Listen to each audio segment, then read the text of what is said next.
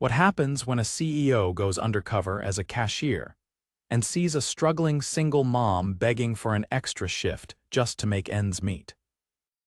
Mark had built his retail chain from scratch, a business he once knew inside and out.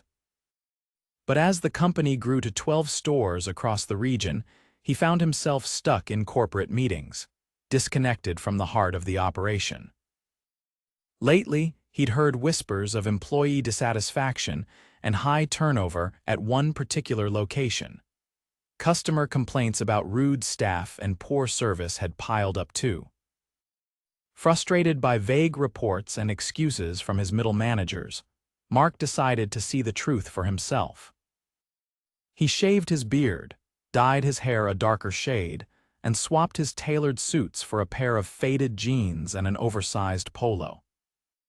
With glasses he didn't need and a slight change to his posture, he was nearly unrecognizable. None of the staff at this location had ever met him in person. His presence was usually felt through memos and policies. He applied as a trainee cashier under the name Mike, and within days he was scheduled for his first shift. From the moment he stepped into the store, he could sense the tension. The manager on duty, a man named Greg, barely looked up from his phone as Mark introduced himself. Yeah, just shadow Sophia over there," Greg muttered, gesturing to a sharp-eyed woman in her 30s who was bagging groceries with practiced efficiency. Sophia gave Mark a polite but tight smile as she showed him how to operate the register. "Don't expect much help from Greg," she whispered when Greg disappeared into the back office. "He's not exactly hands-on." Her tone was careful, but Mark could sense her frustration. As the hours ticked by, Mark noticed an unsettling pattern. Greg rarely left the office, only emerging to bark orders or criticize employees in front of customers. Meanwhile, the rest of the team, mostly young workers and a few older ones, were scrambling to keep up with the steady stream of shoppers. Some employees clearly carried more weight than others. Sophia, for instance, seemed to be everywhere, training Mark, helping customers, calming an upset elderly man, and even restocking shelves during her break. But it wasn't until later in the day that Mark witnessed something that truly shook him. A woman named Rachel, who had been working the floor, approached Greg in the back near the break room. She was in her late 20s, with tired eyes and a nervous energy about her. Mark overheard her as she spoke, her voice trembling. "Greg, can I pick up an extra shift this week? Just one more. I'm trying to cover daycare costs," and Greg cut her off with a dismissive wave of his hand. "Not my problem, Rachel. You should have thought of that before having kids." He snorted as if he'd made a joke, then added, "Besides, we're not running a charity here." Mark felt his chest tighten.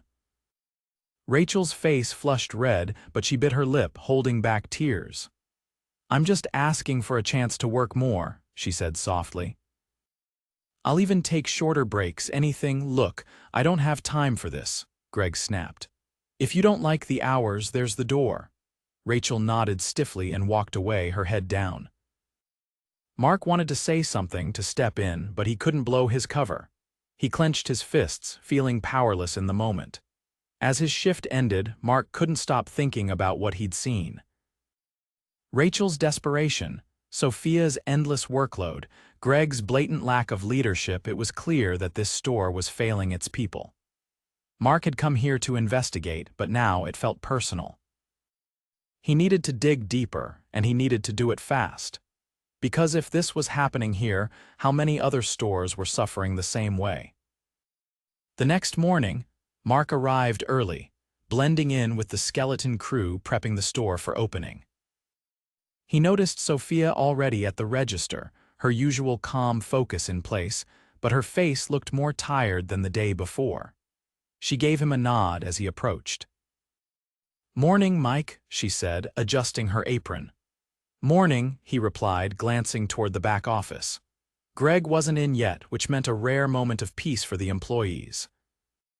As they worked, Mark paid close attention to the team's dynamics. It didn't take long to notice the cracks. A young stocker named Eric, barely out of high school, seemed overwhelmed as he tried to stack boxes in the freezer section while also being called to handle spills in other aisles.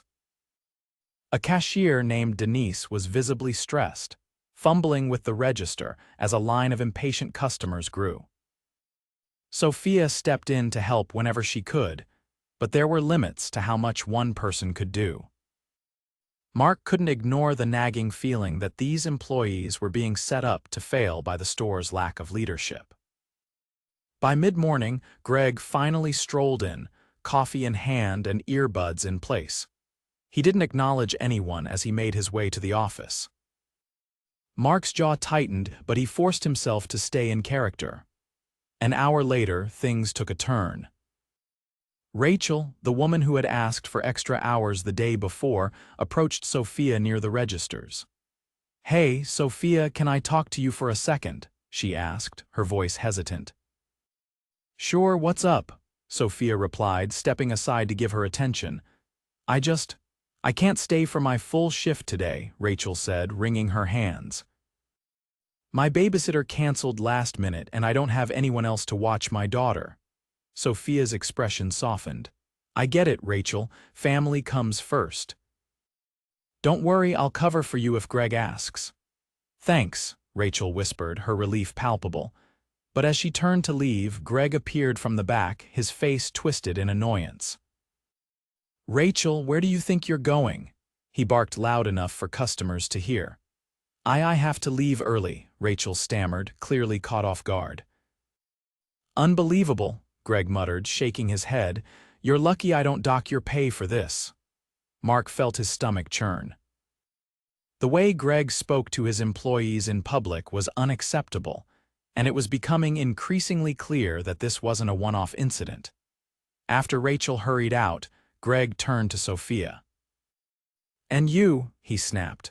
"Stop coddling people. You're not their mom, just do your job." Sophia didn't flinch, but Mark could see the tension in her jaw as she nodded. The rest of the day was a blur of small, but telling moments.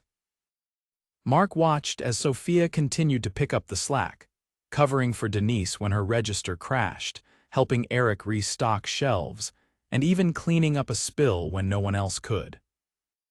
Meanwhile, Greg stayed planted in his office, emerging only to criticize or bark orders. By the end of his shift, Mark felt drained not just from the physical work, but from the emotional weight of what he'd seen. He needed to act, but first, he needed to gather more information. That evening, Mark decided to reach out to a trusted member of his corporate team, an HR consultant named Linda. They had worked together for years, and she had a reputation for fairness and discretion. "Linda, I need a favor," he said after explaining the situation. "Can you pull the employee records for this store? I need to understand the staffing levels, turnover rates, and anything else that might explain what's going on here." "Of course," Linda replied. "But Mark, if it's that bad, why not step in now?" "Because I need to see the full picture first," Mark said.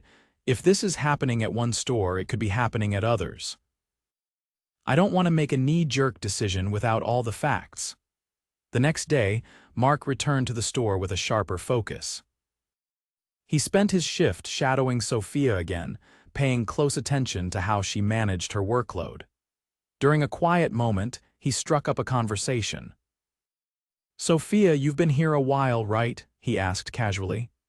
"Yeah, about 6 years," she replied, scanning a customer's items. "That's impressive." "Why stay so long?" She hesitated, then shrugged. "I like the work, and honestly I care about the people here. It's not their fault, the management's." She trailed off, clearly wary of saying too much.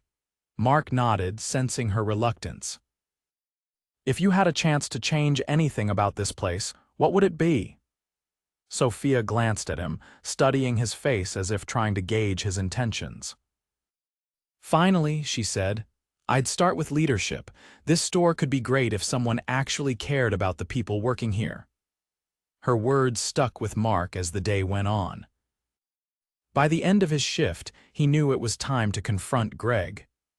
When the store closed for the night, Mark waited until most of the staff had left. Greg was in the office scrolling through his phone when Mark knocked on the door. "What do you want, Mike?" Greg asked without looking up. "We need to talk," Mark said, stepping inside and closing the door behind him. Greg finally looked up, his expression annoyed. "About what?" Mark took a deep breath, then removed his glasses. "About how you've been running this store." For a moment, Greg just stared at him, confused. Then realization dawned and his face went pale. "Wait, you're not, Mark, CEO," Mark said firmly. "And we need to have a very serious conversation." Greg's hands fumbled as he set his phone down. I didn't realize," he stammered, his bravado vanishing. "Why didn't anyone tell me you were coming?" "Because I didn't want you to know," Mark said, his voice steady but firm. He stepped closer, his presence filling the small office. "I've been here for 3 days, Greg.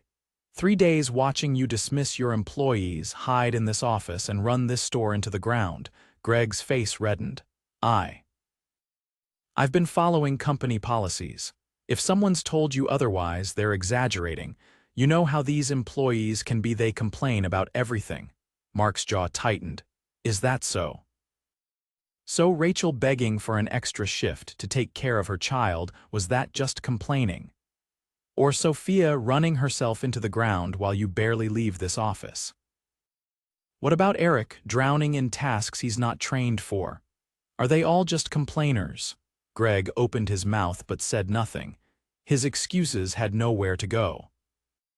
"You've been given a position of trust," Mark continued, his tone rising. "And what have you done with it? You've treated these people like they're disposable.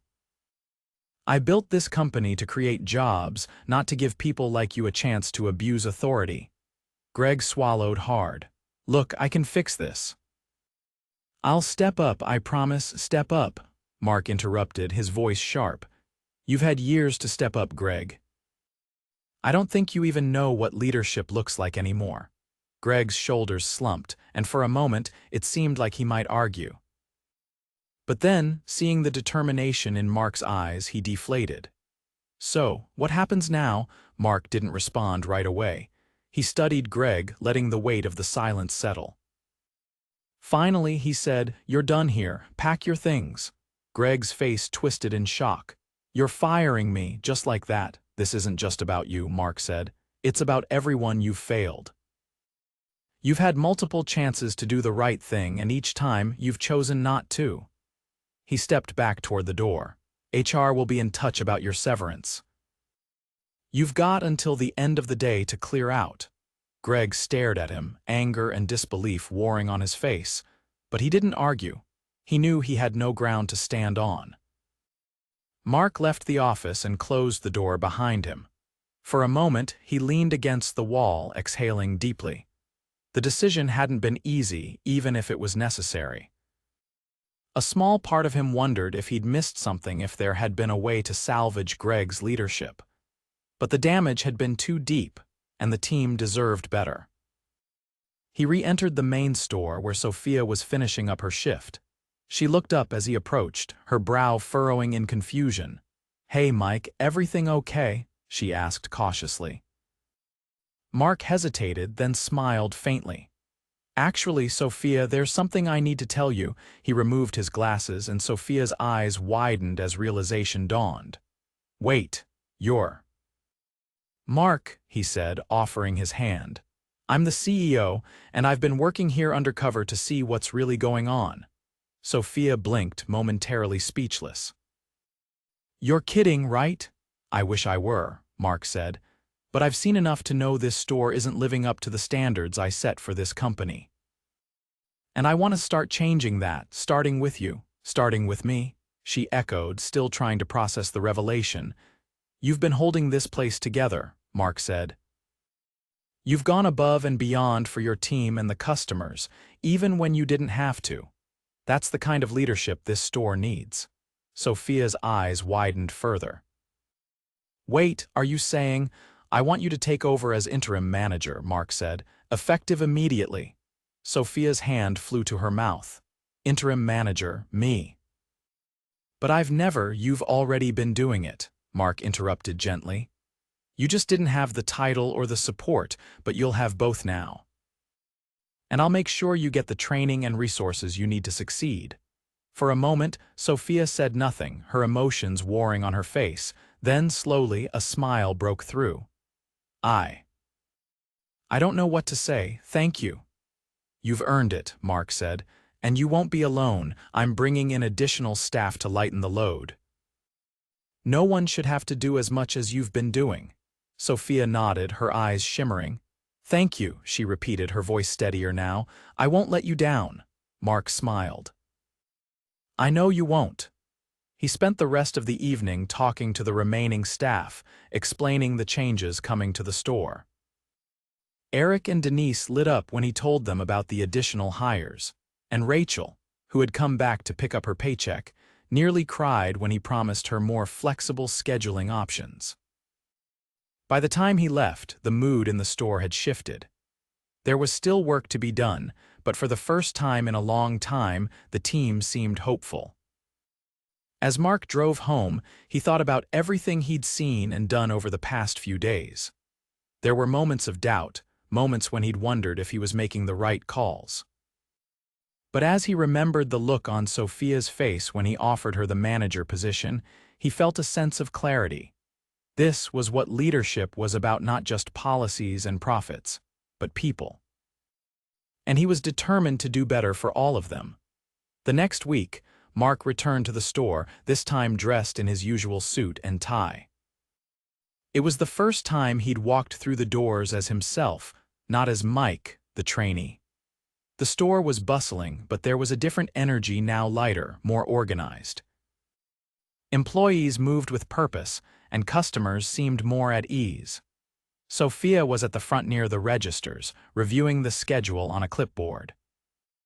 She looked up and spotted him, her face breaking into a wide smile as she walked over. "Mark, I wasn't expecting you today," she said, her tone warm but professional. Mark grinned. "Thought I'd stop by and see how things are going." "You picked a good day," Sophia said, holding up the clipboard. "We just finalized the new schedule with the extra hires. Rachel's got the hours she needs, and Eric finally has help in the stockroom. The team's getting the hang of things, and I think morale's improving." Mark nodded, pleased. "That's great to hear. I knew you'd step up." As they talked, Rachel walked past, carrying a box toward the break room.